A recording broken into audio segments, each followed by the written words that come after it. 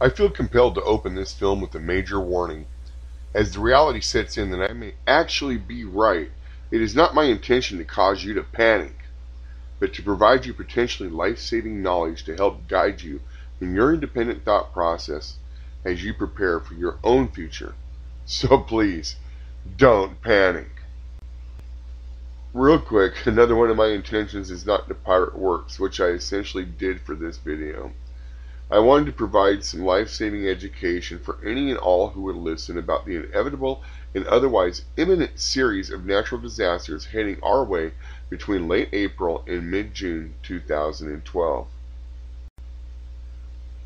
Okay, every time I begin to put this together, I start to explain how I'm able to predict local, regional, national, and global events days, weeks, months, even years in advance. But the key word is time. So I'm going to refer you to my current course site at the ACTS, A-C-T-S, of O-F, Providence, Providence.biz. Just scroll down to the bottom right hand side to the link 2012. Pause this video while you read it in full, then go to the globe at the bottom of that page before we continue. If you read that page or are familiar with my works, then you know I never miss. I'm able to achieve this accuracy rate because I use the lessons of Moses, the magic of the Magi. I let NASA do the math while I follow the stars, or eclipses in this particular case. On the other hand, the geniuses, the taxpayers, and others have invested over $50 million to date in to predict earthquakes, have never accurately predicted a megaquake to my knowledge. Now, I have tried to share my knowledge with anyone who would listen, especially those charged with saving lives, including Bill Still of the University of Washington, their seismographic genius. As to what Bill has given you for your $50 million, here's what Bill says about his own ability to predict quakes. What we have gotten good at is knowing where earthquakes will occur in the future, how big they can get, okay, the kind of ground motion that they will produce, and then give a probability of that happening, say, in the lifetime of a building. I know you caught that. Bill can tell you what any geologist can about what will happen if a quake of a certain magnitude hit a particular type of land, be it rock or sand. But when it actually comes to predicting the next big one, the best Bill can give us for our $50 million investment in him is that it is overdue, so we'll hit within the lifetime of a building. In fairness, Bill and his colleagues did not squander all that money. Here's what they spent part of it on. When you live in earthquake country, preparing for the next big one is a part of life.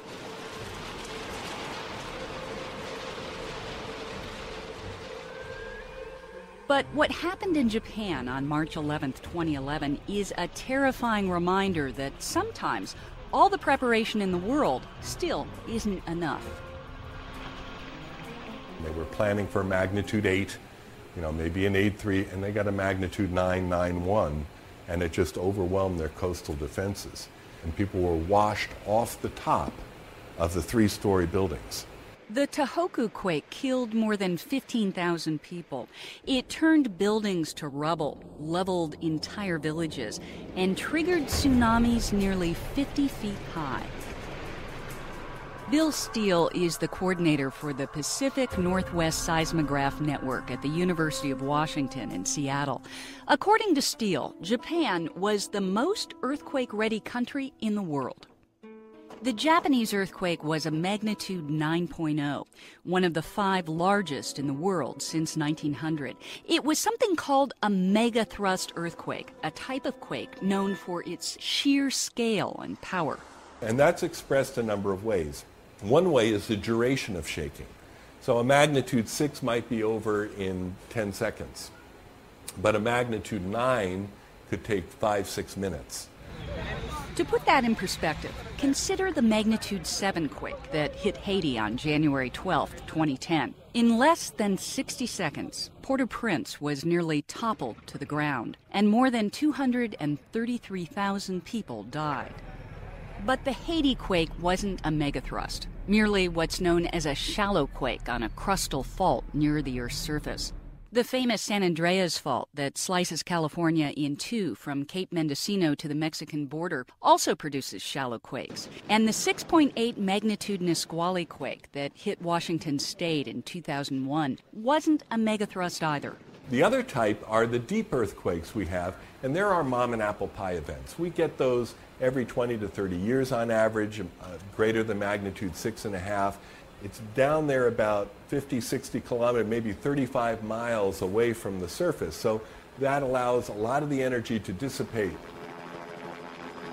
Crustal and deep quakes are common occurrences up and down the West Coast. But megathrust quakes, while rare, are also a threat. And it's the megathrust earthquake that worries scientists and emergency officials the most.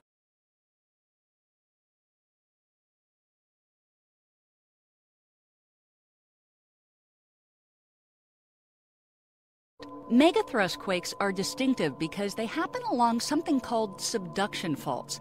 That's a fault line where instead of two tectonic plates rubbing together, like in both shallow and deep quakes, one tectonic plate actually pushes underneath the other. The subduction fault off the coast of Washington and Oregon is called the Cascadia Zone. The only other confirmed subduction zone in the U.S. is in Alaska. Here in the Pacific Northwest, the Juan de Fuca plate is subducting, or it's converging, coming together with North America, and because this rather thin ocean slab of very dense rock meets a continent of thick, lighter rock, it's the one that dives. Pressure between the plates builds up over time, then eventually releases as one plate dives under the other. This leads to a massive geologic upheaval and the birth of a tsunami wave. The seafloor pops up, the water column is lifted, and then it can't support itself and it collapses into a tsunami. Fortunately, megathrust quakes are rare, but the Cascadia Fault could erupt any time. It takes hundreds of years to build up enough strain to break the bond between the rocks and allow that thrust to occur. But when it does strike here, the damage will span the length of much of the West Coast. It's not a point source for a magnitude 9. It's a 1,000-kilometer long polygon.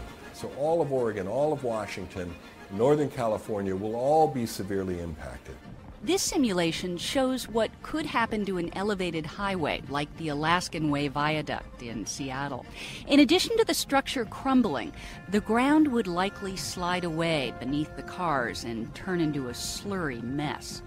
That's due to something called liquefaction. Seattle is built on a lot of sand mixed with water. When the ground shakes, the sand particles compact and the water shoots up. So you have very high pressure water which then will erupt from the ground like big sand volcanoes. It'll actually fly up into the air, water and sand, and cover the ground. Up until the 1980s, experts didn't think the Cascadia region was susceptible to megathrust quakes. But then scientists like University of Washington geologist Brian Atwater began suspecting otherwise and set out to prove it by looking for physical clues. At least 9 tsunamis have come in here, swept across the flats that you can see out there, eaten up a lot of sediment and disgorged it back in the swamps here. Those tsunamis left a written record in sand layers discovered far inland. This is the only sand layer of its kind in a sequence that probably spans the last 400 years.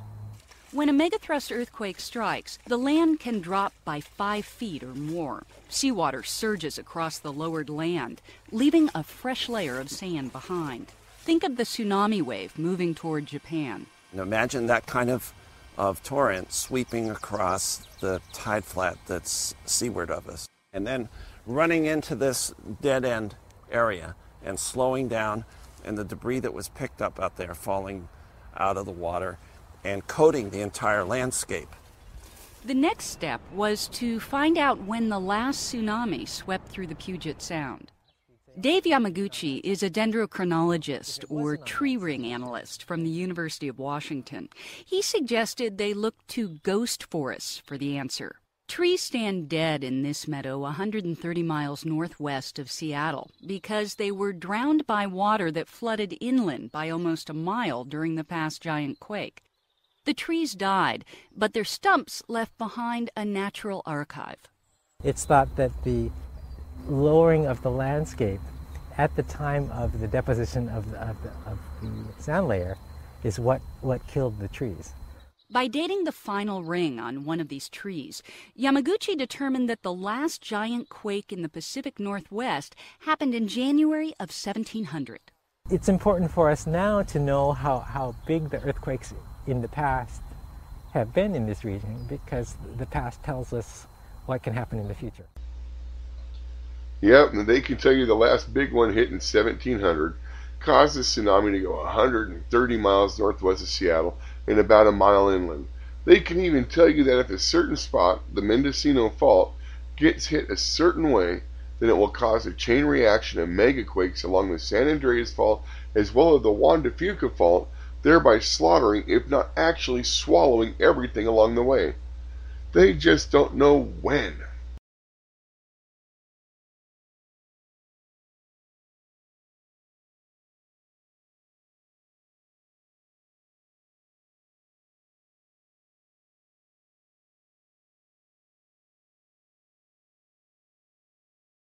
Let's look at Bill's magic button again, the Mendocino Fault. This map is of the faults and ridges in the area. As you can see, the Gorda Plate is now the Gorda Plates because good old Gorda cracked before, thereby making it even weaker, hence more susceptible to a megaquake. The orange dots represent historical earthquake activity. So you can bet I'm not only watching Crescent City, California, what I call Northern California and Southern Oregon, Brookings, Oregon, and all that, but I'm also watching the Bay Area, and I'm really watching Vancouver, BC. If Vancouver gets hit, it could cause a chain reaction down what's called the Devil's Mountains Fault, which will go right down into Washington State. Now watch this.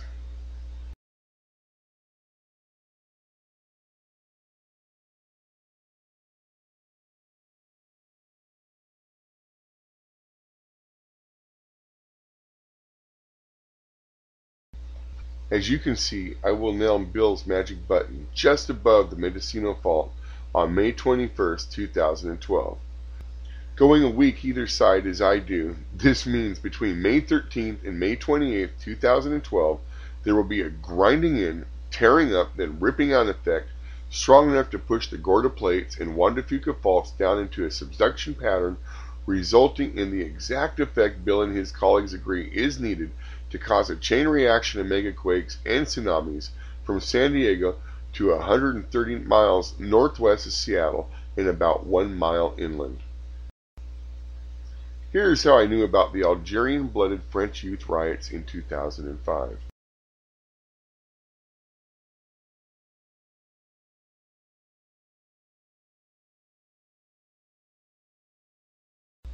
Here is how I knew to warn former President George W. Bush about the Russian and civil unrest that manifested in the Russian invasion of Georgia in 2008.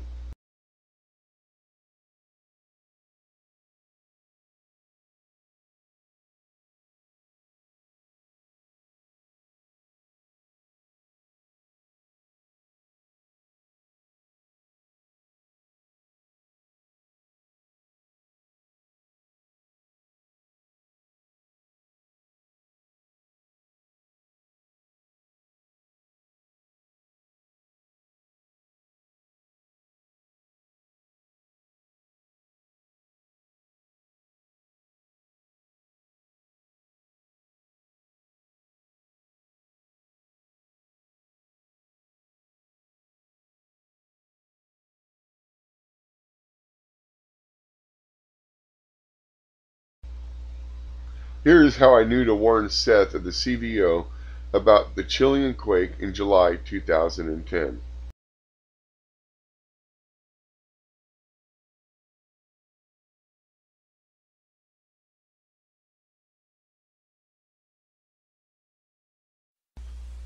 Here is how I knew to warn a local progressive Democrat about the Arab Spring.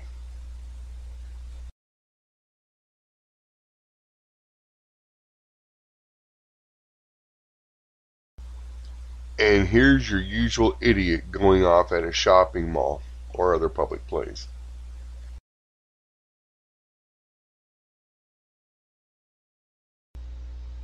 Here's how I knew to warn Vice President Biden about the record-breaking tornado season and subsequent heat dome of 2011.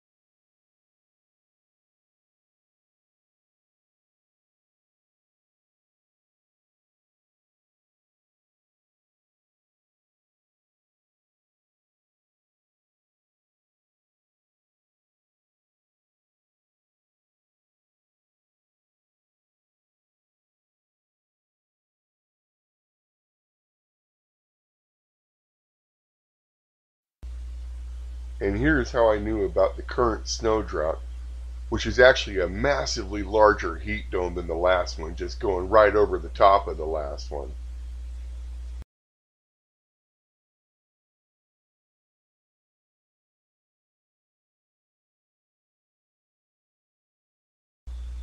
This is how I knew to warn Rear Admiral Esteban of at least one idiot going off and at least one helicopter going down by December 17th, 2011. As well as knew of a passing in national leadership. In this case, it just happened to be the passing of now former North Korean President Kim Jong-il.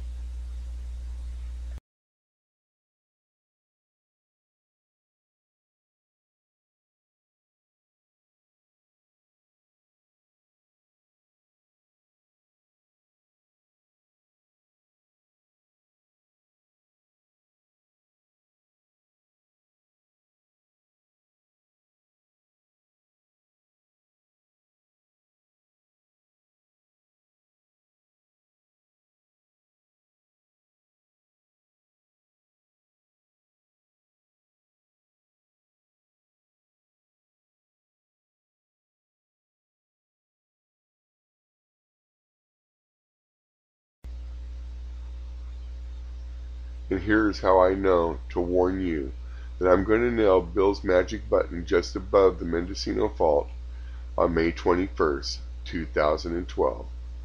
So between May 13th and 28th, 2012 once again.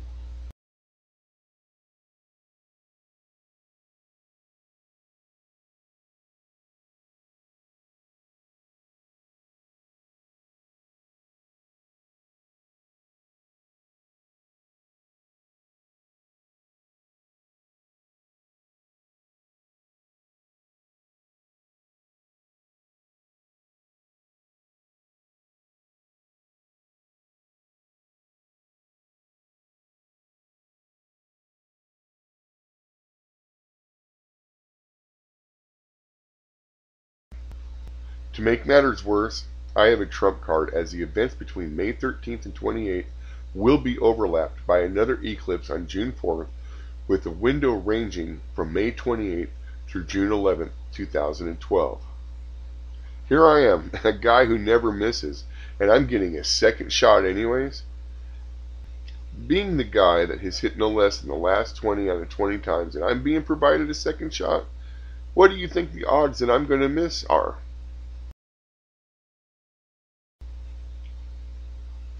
I do not know if the San Andreas or Juan de Fuca faults are going to fall into the ocean.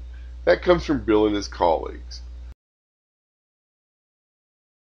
But I do know, for a mathematical fact, that I'm going to grind in, tear up, and rip out Bill's magic button above the Mendocino Fault sometime between late April and mid-June 2012 at the very latest. Not in December like the movies and other charlatans claiming Mayan prophecy teach.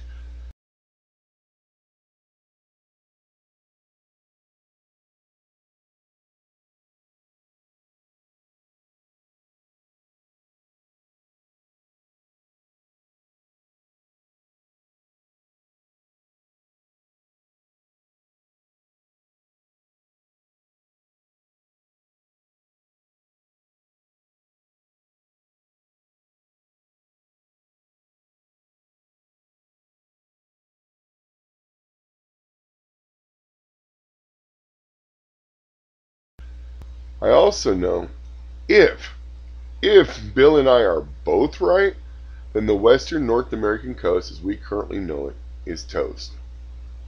So if you live on the western North American coast, from Alaska to Mexico, I submit that you ask yourself, is betting your very life or the life of loved ones worth betting against the mathematical odds that I am right, and Bill, along with his colleagues, are going to be right too?